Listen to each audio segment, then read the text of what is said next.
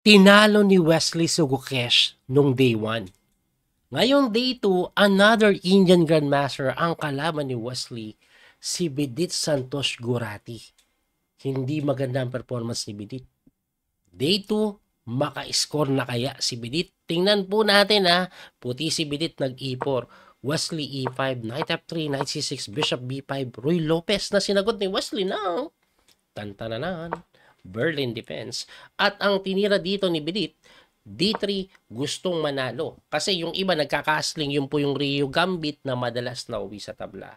Anyway, Wesley nag-Bishop C5, tumira po ng Bishop lang sa may A4 na sinupresa si Wesley. Bakit kasupreso-presa yan? Umatras agad, di pa nga inatake. Nagmamadali, Wesley nag-castling lang. Nag-castling lang din si Bidit. Nag-D6, so halos na transpose din po sa main line. So pagka D6 po, ang kadalasan tinitira dito, C3. Bakit po? Palagi nyo nakikita to. Gusto niyan mag B4, gusto niyan mag D5. Yan po ang kadalasan ginagawa. Pero ang ginagawa dito ng black, kadalasan, Knight E7 lang.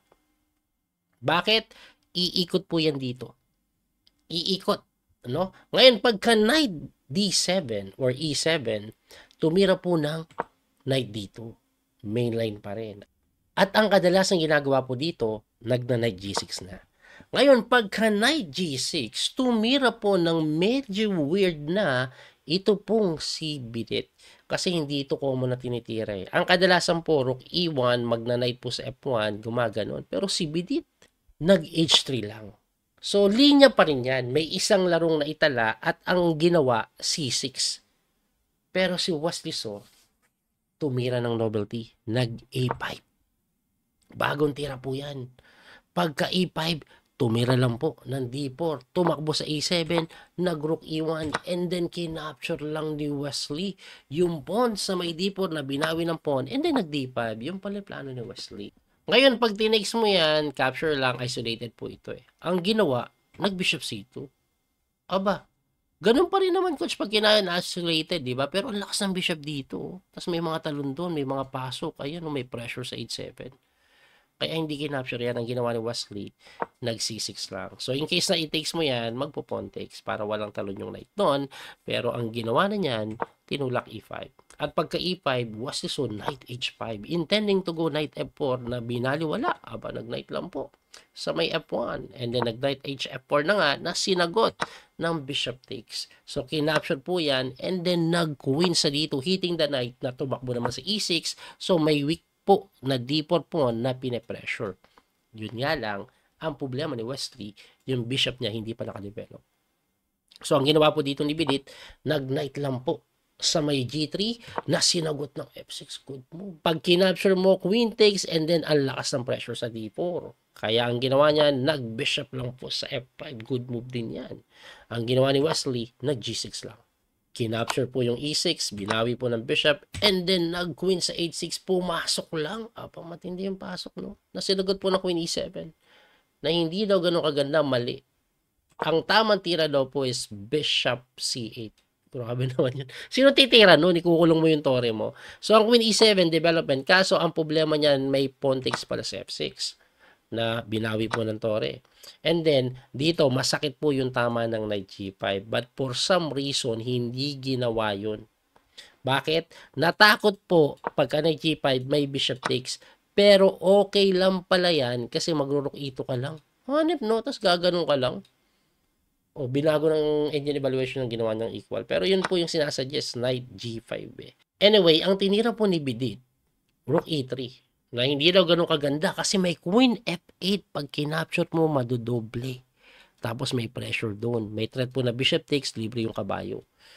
Kaso ang ginawa, queen G7. Di kinapture takes, and then ang ending, equal lang. Equal lang daw. Pero, tingnan nyo yung position may pair of bishop po si Wesley. Kalaban niya, dalawang kabayo. Tingnan nyo nangyari So, tumira doon. Umatras lang. Tumira doon. Dumipensa lang. Tumira doon. Rook A6 depensa lang. Tumira doon. Nag-rook lang. Rook to rook. Na kinapture, tinakes, and then nag-knight lang po sa A2. Iikot yan, dinipensahan po yan para yung knight makatalon. Pero king f6 lang si Wesley, subukan mo tumalon, may capture doon, tas kain doon, magkakaroon ng pass pawn, di ba? Ganun mangyayari. Kaya ang ginawa po niya, nag G4. Pagka G4, umatas lang yung bishop para makagalaw to. Depensado B7. So, tumira po yan ng rook E3, tumira po ng bishop C7. Ngayon, ang tanong coach, pinapapasok lang, oh, may bishop D7.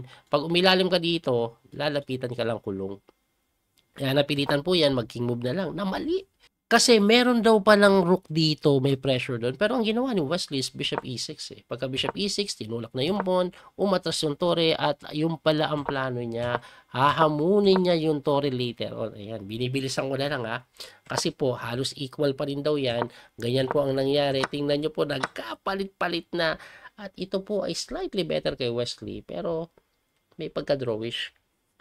No? So, ang ginawa po dyan, tinulak yung pawn, gumanon, tinulak, umatras, gumanon, gumanon, binibilisan ko na lang kasi walang masyadong improvement na mangyayari dyan. Ayan, no. Lamang daw ng konti ang itim dahil sa pero bishop, pero walang improvement na magagawa. Tingnan nyo mabuti. This is move 50 na. Inatake. Okay, tulak. Okay, tingnan nyo, binibilisan ko na lang ha. Kasi si Wesley, pinipilit siya talaga eh. Inapture niya. Okay? So, pero bishop po siya, pero wala naman masyado nangyayari. Pabalik-balik lang po ang mangyayari dyan. Tingnan nyo to, pabalik-balik lang. Wala po mangyayari yan masyado, pero Wesley so pinipilit. Pinipilit ni Wesley. Ang time po nila, tingnan nyo, 26 seconds si BD, 49 si Wesley, 10 seconds increment per move. Move 67 na, pabalik-balik lang. Ayan, wala naman improvement eh. Paikot-ikot lang. Ayan. Biglang pinalit. So, pagkapalit, kinapture, tinakes, and then lumapit. Drawish na drawish pa rin. Equal na equal. 0-0 ang evaluation, Ang problema yung time. So, pagka king D6, nag-check, umangat, gumanon, umanon. Ayan na, balik ka na naman. Pabalik-balik. Pabalik-balik. At ayun, pinapalit na. So, para mas dumadaling itabla kasi pag napalit lahat ng pawn, mas madali itabla. Pero tingnan nyo ginawa ni Wesley, Bishop H7. Binigay lang. Bakit po? Kasi po, pag kinapture yan, takes mo man, capture ka, one pawn up si Wesley. Pero pagka A5, persado mo kainin, eto, isasacrifice lang to, ilalagay lang po yung king sa item, tabla na. Kaya hindi kinain yan. Na ganun. Kaso, pabalik-balik. Ayan. Wala. Pabalik-balik lang, di ba? Pero tingnan nyo ginawa ni Wesley, Bishop F6. Bumalik na naman, tabla. Bishop G5, bumalik na naman, itatabla na ba? Hindi. Bishop E8. Binago ng konti. So, tumakbo po yung kabayo. Chumek. Pagka-check, bumalik yung kabayo. Kasi nga, pag kinain tabla, di ba? Bishop E7. Napakagandang tira. Bakit? Lilipat po yung bishop dito. Ngayon kasi, ang gustong gawin ni Wesley, ito po yung plano, papabagsakin yung pawn na kung saan hindi mapapalit yung isang bishop, may panalo pa dahil pass pawn. Tingnan nyo nangyari Gumanon. 22 seconds. Nag-bishop na nga sa C5. Gumanon. Bakit? Kasi lilibre yan. Kakainin yan Nakapin po Ngayon, pagka king doon, binantayan tong square, hindi ka makatulong, nag-bishop atras lang. At ito po, 25 seconds si Bidit. 14 seconds si Wesley. Tumira po ng knight sa may C3 na naman. Nag-bishop na naman. Bumalik na naman. Tabla ba? Bishop E8. Inaatake ito. Didepensahan mo yan. Pagka-depensa, Bishop D7 naman. Ayan, may pagkasugsuang-sugswang Hindi po pwede umatras to para depensahan or para iiwas, kain, check, bagsak yung kabayo. So, ang ginawa po is nag-knight po doon na sinagot ng King F4. At pagka King F4, eto na. 41 seconds, nakakatakot yung position Hindi kasi makalapit yung king, hindi ito mapabagsak, babagsak to, may mga ganon, may pass pawn. Ito po ay tabla pa rin, pero ang kailangan mong itira is knight C7. Ayun knight C7.